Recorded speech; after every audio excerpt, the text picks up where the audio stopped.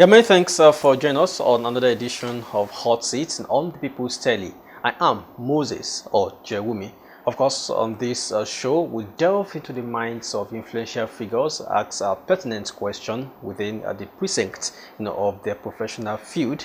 And today, my guest, an engineer, a legal practitioner, former chairman, OGTV.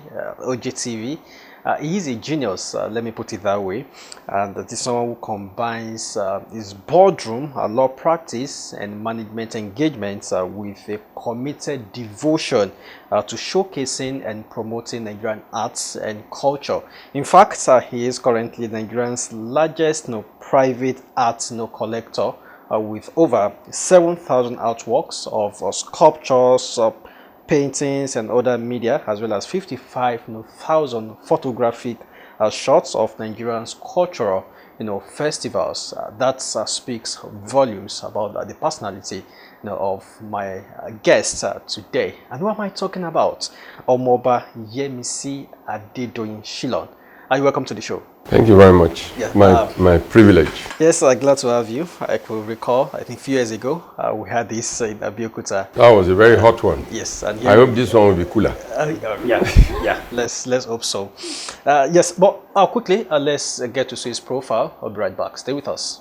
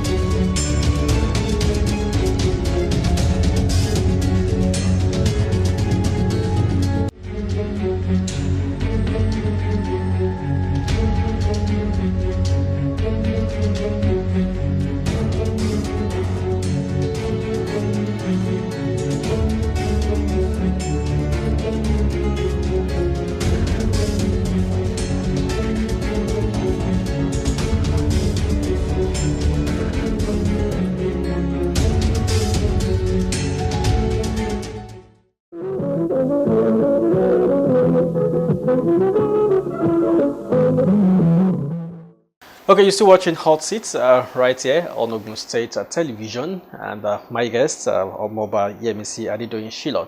And that's what's his profile. You could say a man of many parts. Talk about engineering, talk about the legal, sector or profession, and even in the business world, in the marketing world. This is a man that has held notable positions, in the corporate world. And yes, and like I said, one of the largest art collectors in the world. Welcome to the show once again. Thank you. Yes, I would like to know, it may sound like a cliche or repetitive, but what's really sparked your interest in art? So I'm an artist, but my interest in art began when I was a kid. I used to trace a lot. I used to sketch and trace. In fact, one of my cousins, Olamide Ogunkoya, based in America, ended up following my footsteps, in terms of how he loved the way I was sketching and painting. He ended up becoming an advertising guru in America. So, but I was more a mathematician, which is what pushed me away. However, when I was at the University of Ibadan, I used to go and read at Yaba Tech on holidays, and I got enthralled by what I saw in terms of student projects. And before I knew what was happening, I started collecting as an undergraduate at the University of Ibadan. And the rest is history. I've collected all over the world. During my cruises around the world, during my train travels and so on around the world. So I've been collecting for decades artworks around the world, about 80 countries of the world. Of course, you made it to the top, 100, talking about an art collection in the world. And I mean, this seems to me like an obsession. Yes, I call it glorious obsession. It started as an interest. It was just a childhood interest. And then it grew to become a passion. And from passion, it went into obsession. And from obsession, it became a glorious obsession.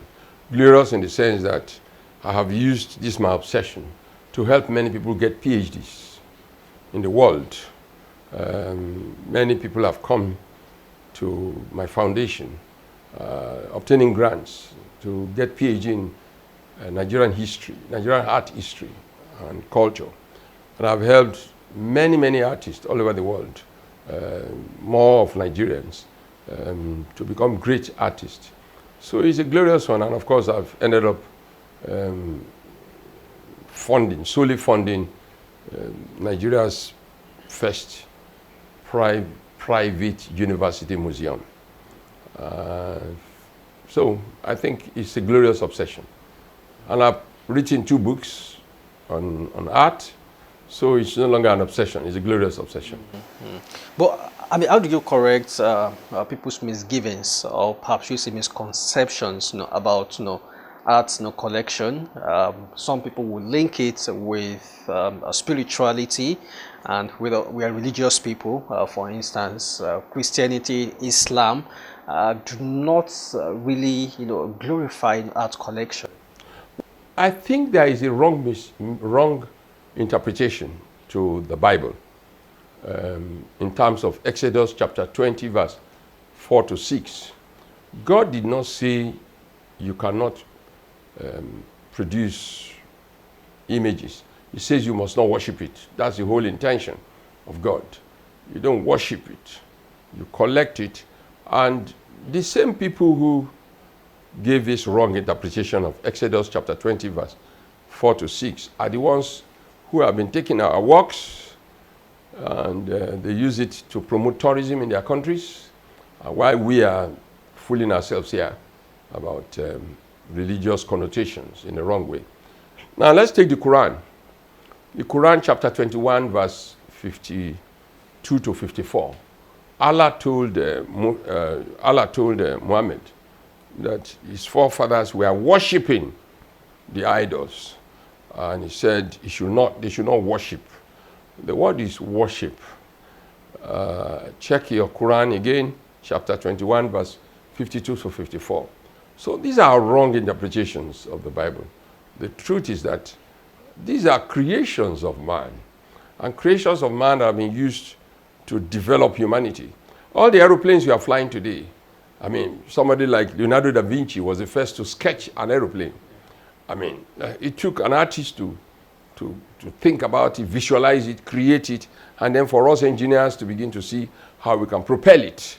The motor cars you are riding, I mean, I've been to factories and I've been part of factories in the world, and I can tell you, Caterpillar, when I used to be marketing manager of Caterpillar, we had artists in-house that would give us models of our big earth-moving equipment, how it can be better. Then we engineers will now begin to study stability, the load, the torque, and so on and so forth. So it's all a misnomer, miseducation. And it all came about, there were Wahhabis in the Muslim faith, and of course the Pentecostalists in the Christian faith. So it's a wrong interpretation. Please, art provides many, many advantages to the world. One of them is tourism. Tourism cannot thrive without art. And I will tell you that tourism is one of the major industries in the world. Countries like Aruba, which I've been to, countries like Seychelles, which I've been to, countries like Madagascar, name it, they all live on tourism. Egypt, I mean, if you go down to Egypt, in Cairo, which I've been to, 132,000 works of art. I mean, it makes money from tourism. Tourism, South Africa, name it. Go down to China, go down to Macau, go down to Aruba, go down to, name it, all over the world. Art is an integral part of tourism. That's the first thing. Secondly, art promotes the culture of a people. Thirdly, art establishes, gives enough archaeological input to the history of the people. The history of the people, the way of life and their tradition at any point in time. Art adds to the glamour of life, the leisure, creativity. I can go on and on. But finally, and most importantly, art is a very solid form of investment. Wow. Look, I can tell you that there are some works I bought when I was in the University of Ibadan for 10 naira, which are going for hundreds of millions today. Art is a very solid, people don't know, art is even better than land. It's more stable than shares. It's more stable than many things. So it's a very solid form of investment. Many Nigerians would rather go to the museum, to see, some of these arts, but I could see around you have them, in their numbers. But the fear out there when it comes to owning, like particularly sculptures, people say these sculptures house spirits. It makes me laugh. Stupid ignorance. Look, everywhere in the world, you need artists to promote religion. When Christianity started, and I'm talking about 70 AD, people could not read and write. So they needed artists to sketch and draw and produce sculptures. And they used them around them. Go to the Vatican Museum and see. Go to the Egyptian Museum. Go to the museums in Morocco. Go down to all the museums in the world. And you see what people have done with art over the centuries when they could not read and write. Now, over time, when they could now read and write, and there is one museum in central Brussels in Belgium, where if you go, you see the work of Ghent, the work of various artists that were produced in the 11th century, 12th century, that were used to promote religion. The fountains of Olodumare. Once in a while, the Western countries return some of the stolen artworks, or could say restitution of African artworks plundered in the colonial era. And I want your take concerning this restitution, because a school of thought believes, these arts or artifacts are better appreciated in foreign lands. That it seems we cannot take care of our arts the way we should. Those who say that are right. We are yet to know how to handle our works, and yet we are clamoring that the works should be returned. Look, those works where they are now, they are receiving better treatment and better appreciation by our people. We just finished a topic now about how people see our objects, our ethnographic and traditional art. We just talked about it. The average Nigerian, what I normally tell people when they tell me about this, and there are many, I say, please, how many of you have been to the National Museum anytime this year? And usually, sometimes one or so. Whereas where they are, people go there almost every week. They take their families they enjoy the weekend and so on and so forth. Researches are done and so on. But here, we distance ourselves. For 3 years, I offered pro bono to serve as part of the management committee of one of the biggest national museums in Nigeria. And I can tell you that notwithstanding what we did, go back there now and you see what it has become. We are not managing those works well enough. And yet we are clamoring for those works to be returned. Having said that, I do not succumb to the fact that we should not ask for those works to be returned. What I am of the opinion is that we should arrange a way by which our legal title to those works are recognized by those who are holding those works right now.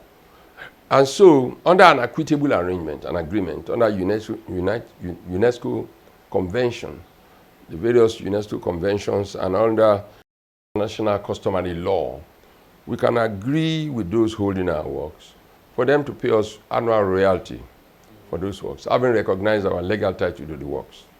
And then we can now use those royalty, if we are serious as a people, to gradually build the human resource and the technology plus the infrastructure to now get back these works and house them appropriately. There's a lot of technology required to, and of course there's a lot of technical know-how. You know, don't just assume that these works are there. There are people who are paid restorers to restore those works. There is a lot of temperature ambience that you must provide, and so on and so forth. So those things are missing, and we should use the royalty we collect to build the infrastructure, train the people to handle those works well, reorientate our people, because a lot of national orientation needs to take place. Because right now, the average Nigerian distances himself or herself from our museums. They want to run away. They assume that there are some devils in these works and so on and so forth. And I laugh because I've been living with these works before I even got married. I've been living with these works before I had any of my children. And none of them is deformed though. And nobody in this house is deformed. But with this understanding, it doesn't look as if the future of arts or museums is bright, kind of, because the younger generation, all they know now is to go to the cinema, go to the zoo to see animals, and that culture is dying. We have to do something, and that is what I am doing with the Yemisi Shyllon Museum. In the Yemisi Shyllon Museum of Art, you can go and find out. This is very true. We have partnered with international agencies. We have, and of course, local corporate bodies that we have been exposing the young ones to visit the Yemisi Shyllon Museum of Art. We give them sketchbooks. They sit down on the floor. The sketch works they see. We educate them about not only the history of the work, but also the technology behind the work. So, and we've been doing that for about 4 to 5 years now. As I'm speaking to you, tomorrow morning, we are going to start an exhibition about 3 months of Arewa in the Yemisi Shyllon Museum, whereby we are going to expose, again, the young ones to the fact that even under the Muslim culture, there is some level of creativity, and that there are great artists that have evolved from the Muslim culture. So, yes, our nation needs to do more. We need a complete national reorientation. We need re-education. And our schools should serve as a starting point. I mean, from primary school, secondary school, we should have teachers who can teach culture and history, not just history, but also culture. And let children from kindergarten, or whatever it is, begin to see some beauty and some sense in what we are. Unfortunately, I feel religiosity it will be a stumbling block because particularly when it comes to African arts, we feel, they are fetish, they are dirty. And so I feel this repositioning you're talking about, or this reorientation you're talking about, well, I can tell you it's taking shape gradually. Gradually? Yes, because we are doing a lot. Some of us are doing a lot. We are re-educating. There is a Yoruba Cultural Center in Dallas, of which I am a patron. We are doing a lot. When children who grow up in America and in all advanced countries come home and they are showing interest in some of these things, I'll tell you there is a follow attitude of Nigerians. Maybe those overseas. They are coming home. They are coming home. They are coming home. They come on holidays.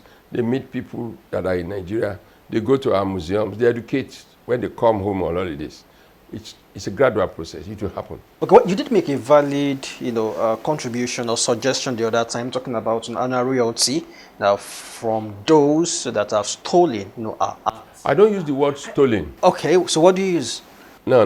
Look, there was a time in the world when might was supreme. And I could just take your territory and you are subordinate to your king and everybody is subordinate. It happened in Nigeria. I mean, many of our obas were regulated thanks to the Ogunmakun that occurred in 1892, in which a particular part of the Yoruba land was decimated by the British. And since then, we've not been able to recover in terms of our traditional institution. So it's changing. Things are changing. But what would you rather use if, you don't want stolen? You feel those things were not stolen. Some would say literally it was stolen. They were taken away. They were taken away under existing laws, international laws, and international laws. And look, let's take for instance, this international law I'm alluding to is what made it possible for France to recover the loot of the Louvre from the Germans. It is what made it possible for Russia to recover the loot from the Germans. The Germans raided St. Petersburg and looted it. I mean, so international law has begun to change. International customary law, UNESCO convention. But before then, it was the law of the might. It was the law of the might. So I don't know whether I would rather want to use the word. No, I won't use. It was. I would say rather they took the works legally took the works under the then pre-existing law, international law. Now you can talk from hindsight. You can talk from hindsight that given the situation now in international law, it was stolen. But at that time, you can't call it stolen. You wouldn't call it stolen. It's the law of the might. It was the law of the might. Unfortunately, yes. Yes. At that time, even under your own primordial culture, the Alaafin of Oyo could just take your wife. Will you call it stealing? In fact, the woman will be celebrating that she's now the wife of Alaafin of Oyo. But in as much as some were given freely, but some were taken in war situations. Which ones? Which are you talking about now? But these stolen artifacts. When you talk about war situation, when I fight a war with you and I conquer you, am I not entitled to everything about you? That's what I'm saying. I say the law of the might. Okay, now, my point, the annual royalty you spoke about, I know we have the Ministry of Culture and Tourism. I'm not sure if this is on the table. Is this something you'd love to take up as an advocacy? Well, I have advised people relating with UNESCO. I have delivered papers on this issue about restitution. I have advised that we should go gradually. But we must remember one thing. When many of these works were taken away, they were taken away under monarchical democracy, autocracy, monarchical autocracy, whereby many of these works, for instance in Benin, the works belonged to the Oba of Benin. It was monarchical autocracy. And at that time, it was 1897, there was no Nigeria. Nigeria did not exist. Nigeria came into being in 1914. And so, when you want to begin to look at the international law and look at our local laws, the laws of the Federation of Nigeria, as amended in 2014, has provisions for the National Council for Museum and Monument. That law says that the works, traditional arts or ethnographic objects in Nigeria all belong to the sovereign state. And who owns the title to those works? The National Commission for Museum and Monument. So when you now say you want those works returned, there is a controversy around that. Yeah. which is being resolved. When you now say you want those works returned, I mean, the autocratic monarchy wants the work returned to the palace, and the state, those who are going to return the works, are confused between the fact that the international law says that they should return it to the state, and then within that state there is a clamor that it has to go. So those are issues that require some looking at. But I think the National Commission for Museum and Monument are beginning to work out a solution, because recently some stools were returned to Benin, which was celebrated. So it means they must be working out some solution. From the Benin, example, I could recall a few years ago when we had some, returned, from Germany, and this silent tussle between the Edo State government and the Oba of Benin. Yes, got to a point the federal government had to return it to the palace. So and that brings the point. That's what I'm saying. That it's where should this be kept? A palace or public museum? Look, it should be in public museum. I mean, we've left the 18th century, 19th century life. All over the world, museums are for you and I to enjoy the works there. I have a way of looking at it. Why don't you create a museum, public museum, in which you make the king, who used to represent the kingdom where these works were taken, you make them the titular head, and you create an arrangement around him to ensure that he still has his rights and so on to oversee some of these works, while the public is able to enjoy the works. The work should be for public enjoyment and to attract tourism. I don't think they have provisions within the palaces to take good care of this, and they don't have the technology. Times have changed. We can't live in the past. But the argument from the side of the traditionalists, even the palace also, it's an attraction on its own, and the king would want to take his visitors. So what is wrong? What is wrong? What is wrong in having build a place? And you say that this place is a public museum, and you make the Oba the chairman of that public museum, and you give him all the powers and let him at least recognize his equity, the equity he has in the work. Having the public museum within the palace. I don't think those palaces want people to be entering them and coming out anyhow. You have to be careful. There is a right of ingress and ingress. But the palace is big enough? Well, I don't know. I don't know which palace you're talking about, but I don't know, because I don't think the palace in Lagos is big enough. I don't know the palace in Abeokuta will take the museum. The case study here, which is that of Oba of Benin. I don't know, and I don't want to know. But I'm looking at issues from a more practical point of view.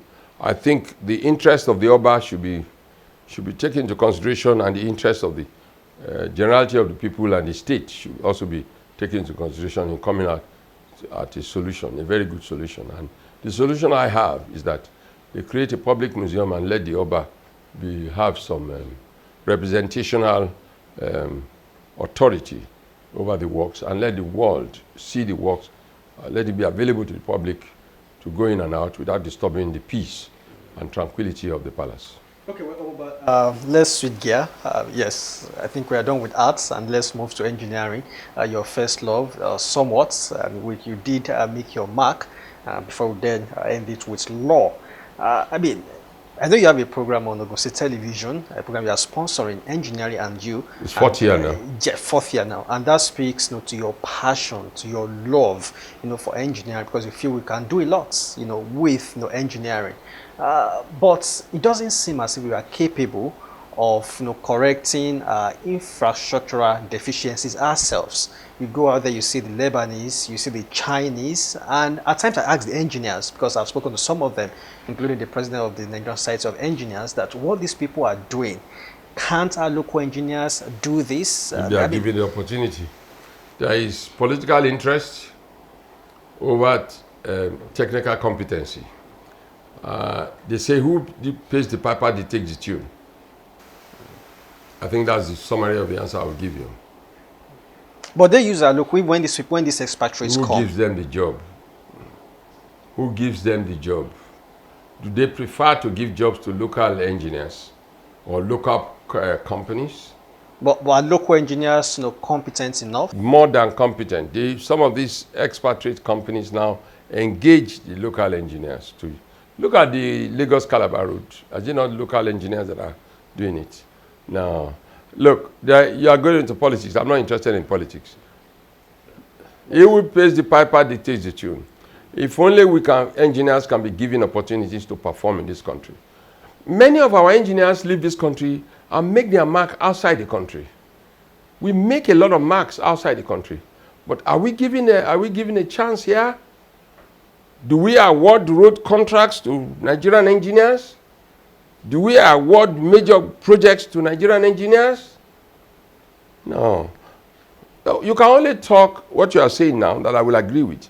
When you talk about artisans, yes, we don't have many artisans, no thanks to the system in this country where everybody wants to have a degree. Nobody wants to be the technician. But even these days now, they are clamoring that HND should be equal to degrees, whereas HND was not conceptualized as a degree earning program. It was meant for middle-level manpower. That's the whole concept, establishment concept of HND program. And there is nothing bad about having an HND because you need, in the engineering cadre, you need engineers who are the designers, people that design and calculate and all these things. You also need the HND people who are going to provide the model, forms, and ensure those things work properly. Hold on. Ensure those things work. And then you need technicians who will maintain and blah, blah, blah. So we have different levels of engineering. But now, the middle level personnel, maybe the HND holders, they feel in the cog of the whole thing, they are the most important because they do all the work. While those with BSc, we only supervise, they can only design, and they cannot fix things. Well, the international companies in which I worked recognized the difference. I worked with Caterpillar for 3 years after my first degree, or 2.5 years after my first degree, and I can tell you that it is degree holders in engineering that design and modify and improve equipment. The HND people are those who ensure that whatever is designed is put into form, and of course we have the technicians who do the maintenance and everything. This is recognized all over the world, the sane world, all over the sane world. I don't know about this one you're talking about. Okay, but what about the suggestion that, okay, let's there be, for example, let every engineer go to the Polytechnic, maybe let them have the ND certification, and from there they go. That's very funny. They go to the university. That's very funny. The HND holders, they feel slighted and shortchanged by the system. Engineers are those who design, who conceptualize, who design. HND people are those who practicalize the designs and make sure that those designs, working with engineers, can work. We recognize that under COREN, Certified Organization of Registered Engineers in Nigeria. We recognize technicians as part of the engineering community. We recognize them. We recognize artisans as part of the engineering community. There is no problem. But you see, you cannot kill the middle level manpower and let everybody go to do degree and no more level. And that's what Nigeria is suffering from now. Nigerians now, Dangote has to go to India to bring in his technical people, artisans, welders, carpenters, and so on. Indians are the ones in Dangote industry. Whereas, because everybody wants to have a degree, whereas degrees are not meant for hands-on people. They are meant for brains-on. Engineers are the brain box. They are the brain box in terms of conceptualizing, designing, and remodeling, and so on and so forth. But do you feel education at the tertiary level is too theoretical? Some would say we have those who study elect. They cannot. That's not true. In my undergraduate, I had 6 months attachment. I had 6 month attachment in, I had in a Kano River project. I had 6 months. I had John Holt Engineers. I had 3 months. I worked with UTC. I had 3 months. I had technical exposure. Now I've been telling them we should ensure that people still have that kind of experience that some of us had. In my part 3, I was away for 6 months, working with Netherlands engineers, designing systems. And so I'm sorry, the fact that somebody somewhere collapsed for his own self-interest, collapsed the whole something to say that HND must be at the same level of entry qualification in the civil service with BSc, and the whole thing created confusion. Does not mean it is right. We should allow the engineering division as it is in the world, in the sane world, to remain. If you are very brilliant, you are a very good mathematician, you are a thinker, you are a conceptualizer, go and get your first class and be a researcher, and things of that nature, designer. But if you are more into using your hands and you still have some brains, go and do HND. But if you are more into really using your hand and very little education, then go and be, everybody will survive. The market is there for everybody. Nobody is superior to the other. This idea of wanting to say I'm equal to that is what is causing this confusion. But polytechnic graduates would say, they were almost taught almost the same thing. That's not true. That's not true. No, that's not true. And they can do almost the same thing. That is not true. The polytechnic education is completely different from university education. The university is a scholastic establishment. You don't have professors in polytechnic, sir.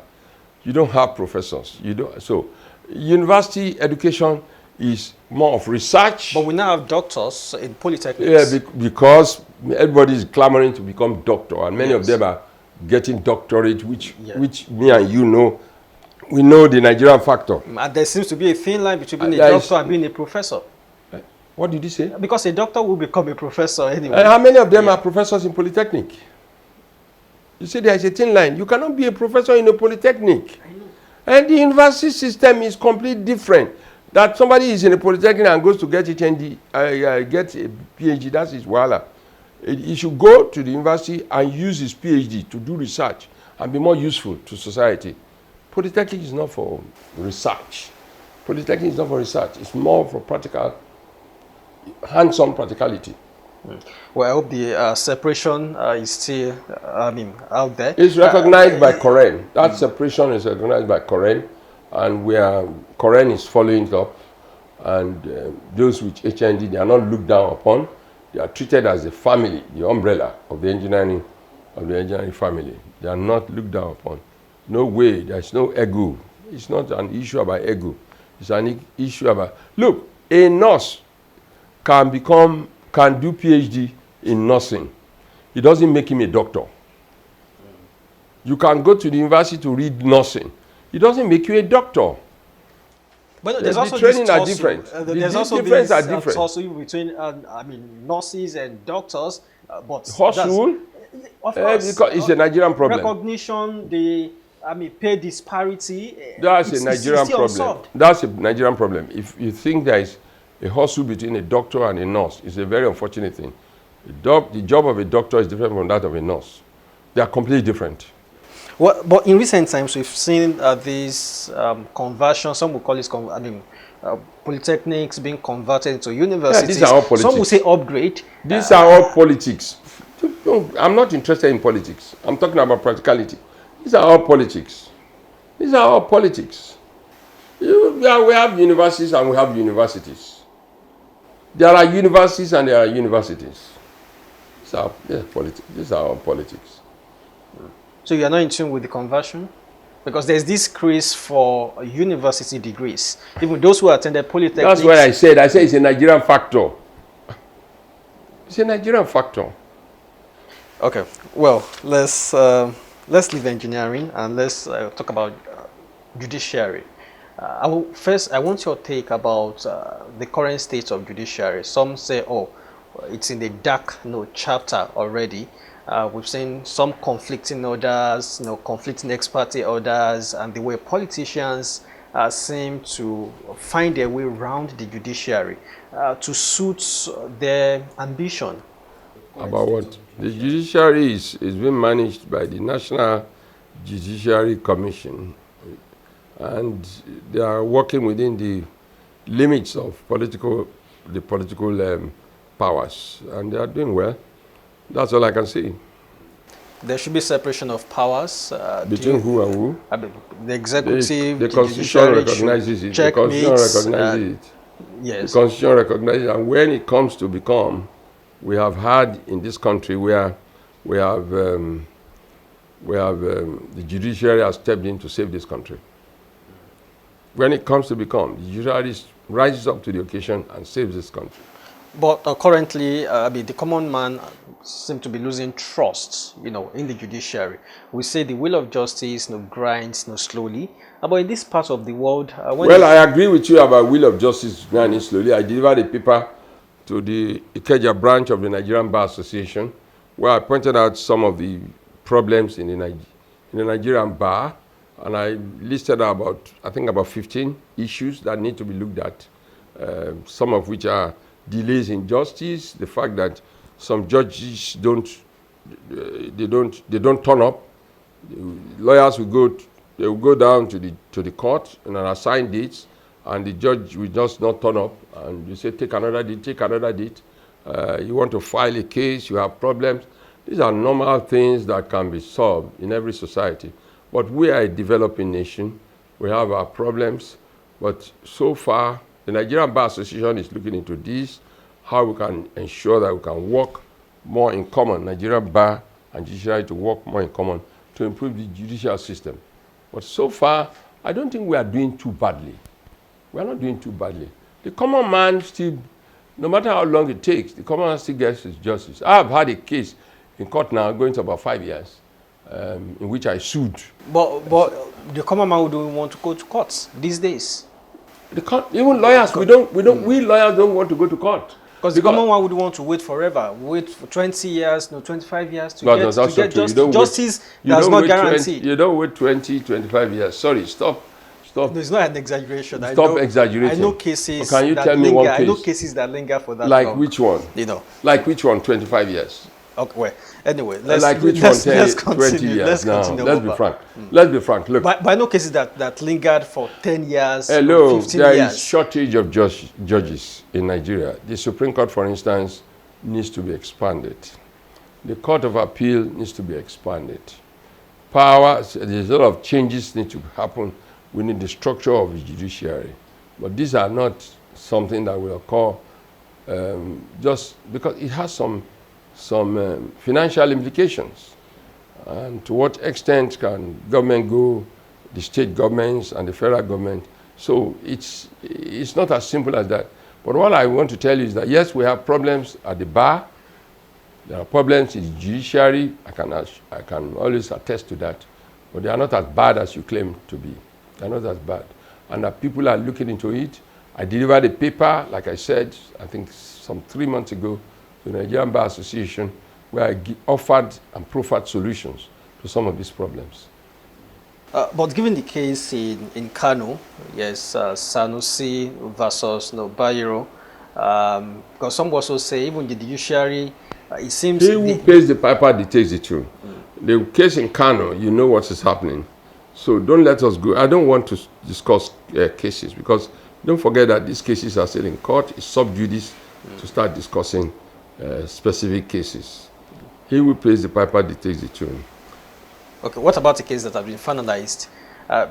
We tend to... Which one has been finalized? Yeah, okay. Let me give you a case that, in fact, for many Nigerians, they can't still understand how it happened that way. The former senator, Ahmed Lawan, Ahmed Lawan versus Machina. Ahmed Lawan didn't take part in the primary elections. But do you know that when you are in court, if you have a very bad lawyer, I can defeat you based on technicalities. There are issues settled in court. It's not always based on facts and law alone. It's also based on technicalities. If you go and give your case to a very bad lawyer, you lose your case. You don't blame that to the judiciary. Sorry. However, in recent times, we've seen a wave of coups, in Africa, Gabon, Burkina Faso, even the neighboring country, Niger, and some would say, is democracy really the answer, for Africa? Well, I think there is a problem. Our own system of governance did not evolve from our culture. As against the system of governance in China. The system of governance in China is not democracy, it's called plutocracy, in which you have, I think, 7 Politburo members who take decisions, and they come up there by merit. You go through different stages, you pass exams, you must have headed provinces successfully before you can be promoted to that level. But democracy has given to us by our colonial masters, has evolved from the Greeks, is not in tune with our culture. It's not in tune with our culture, and we have not taken the good side of democracy. I wish that we could be like Indians. India was colonized for over 300 years. Africans were colonized for, Nigeria particularly was colonized for less than 100 years. But India, 300 years plus, by the same Britain, is better managed than Nigeria. Nigeria's democracy. India's democracy is built around the Hindu culture. The Hindu culture, that's why when you go to the Indian parliament, the first language is Hindu. I've taught all India, and I'm talking from knowledge. But whereas in Nigeria here, there's a lot of confusion. We don't really know who we are. We don't know who we are. We're copying something that is foreign to our culture, which we are not used to. Well, some would say democracy is still nascent, in a way. That is, America spent donkey years to get to where they are. Is the democracy of Singapore nascent? Is it not working very well? Is Singapore not working very well? Singapore had its independence about the same time, or even later than Nigeria. I've been to Singapore. Singapore is bomb. I mean, there are many countries in the world that are running democracy, but they have allowed their culture. But given our population, given our size, given our diversity. Do you know that there is about 500 different tribes in India? You have only 350. And you talk about population. India is about 1.3 billion. You are only 250 million. So you talk about population. This thing has nothing to do with population. It has to do with the fact that we have not sat down to evolve a shared culture. We have not created a shared culture and shared value from which we can develop our so-called democracy around that. We don't have a national ideology. I mean, in America, as bad as it is, once they say America, whether you're a Democrat or you are a Republican, you forget about those two parties and you look at the nation as prime. But in this country, what we have is a democracy that is aristocratically managed based on the vices of tribalism, poverty, ignorance, and then religion. And those 4 things is being used by these aristocrats and elites to divide us, and their goal is to make wealth and have control of power. You did say national ideology, and I know that at times it's very hard to for the Nigerians to speak with one voice because of our diversity somewhat. Till now, we don't have a lingua franca. Some would say, oh, we can make Pidgin English a lingua franca. Then, thoughts. When you fill a national form, what did they ask you to fill there? They tell you to say your state of origin. Yes. Do you know what that does? It's like promoting tribalism. Why don't you stop it? If you want to promote nationalism, the America and everything you are talking about, will they ask you your state of origin in America? Or in England, would they ask you your state of origin? Tell you where is your address for the purpose of planning, national planning.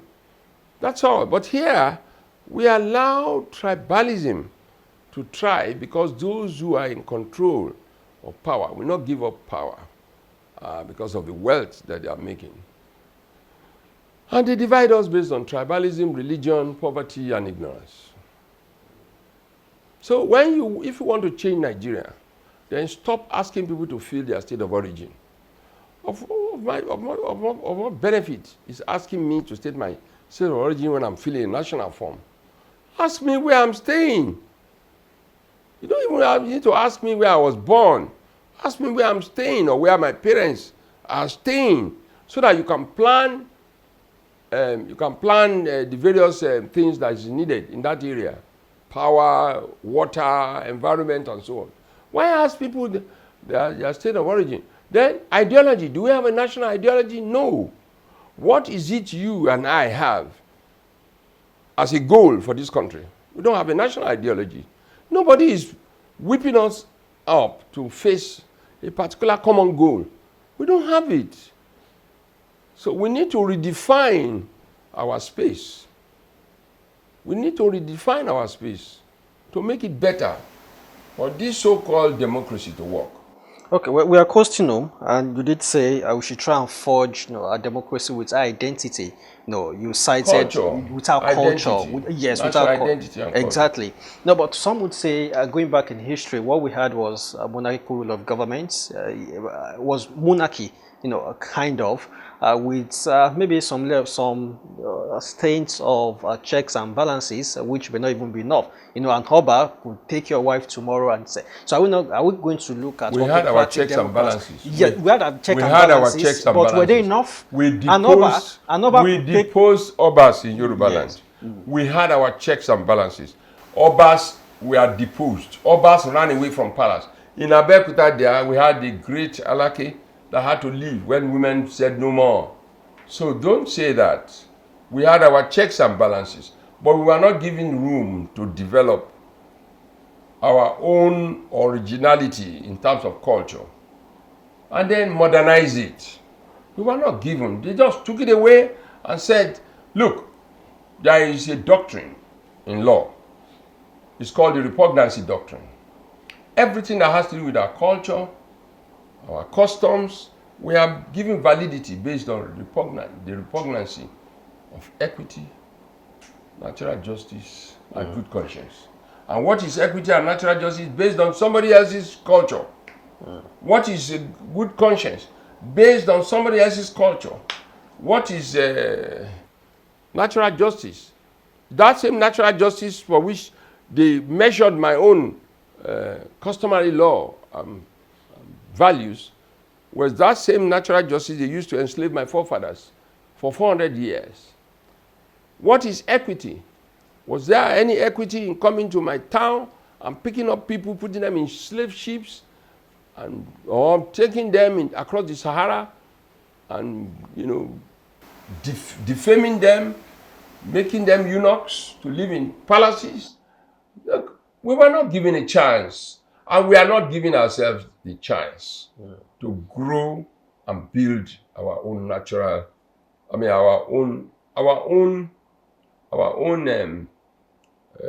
identity like the Indians have done.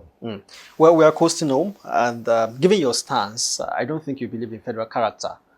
I believe in merit. I think everybody should try and produce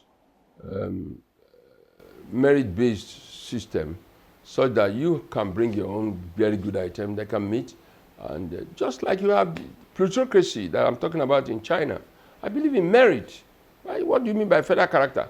Why is it that some people should believe in producing arimongeries, and some people are, and some people believe in sending their children to church rather than going to school, and then at the end of the day talking about federal character? No, we think everything should be based on merit. But we are not developing at the same level. I'm looking at the geopolitical zones. You don't have to develop at the same level. But there are some, which means you have graduates in whatever society of this country. You have good people. Put them forward and appoint them This idea of federal character has destroyed this country. Because with Merit has not meritocracy, been allowed to.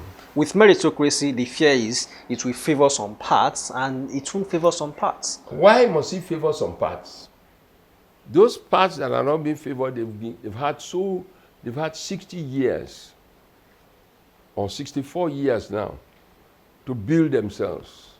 64 years. How long are we going to wait? How long are we going to wait? Well, it's a whole lot. But I think at this point we will have to wrap up. But something strikes me about you. Yes, you became the board chairman of OGTV and OGBC in your 30s, and from engineering to law. Yes, you headed a marketing director at some point at Nigerite, Caterpillar, and like you're a man of many parts. And I would like to know what drives you? What is your philosophy? Fear of failure. What drives me is fear of failure. Right from my teens, I had my goals set up, and I hated to fail in life. And I packed so many things in my years that at times I tell my family I don't know how I achieved them. Fear of failure. I mean, at a stage I was a stockbroker, at a stage I was a marketer, at a stage I was a lawyer, at a stage I was an engineer, at a stage I was an auctioneer. I auctioned for United Nations Children's Fund. I mean, many, many things put into one. So I don't know, but I know that I had the fear of failure, and I wanted to succeed, and I wanted to make my mark, and that was the driving force. I mean, I think that's quite striking because you're a prince, and I would say you were born with a silver spoon. Of course. I was not given that silver spoon. I was born with a silver spoon, but I was not given the silver spoon. I fought for it. I fought for it, and I have got the relevance. Well, on that note, I think we could leave it there. And I hope one day we will be ready, particularly with arts, culture, and tourism. But many thanks, thank you for thank you. allowing us to your home. You always bring out the. I don't know how you go about it, but you have my respect. Yeah, thank you, sir. Thank you very much. Yeah, thank you. So that's the show, Hot Seats, right here on the People's Telly, and my guest has been Yemisi Adedoyin, Shyllon, and we've from art and culture to law to engineering, and of course a bit of national development. Yes, we've covered all these areas because he's a man of many parts. Well, till next week when I come your way with another influential figure, I say to you, stay safe and stay out of trouble. Bye for now.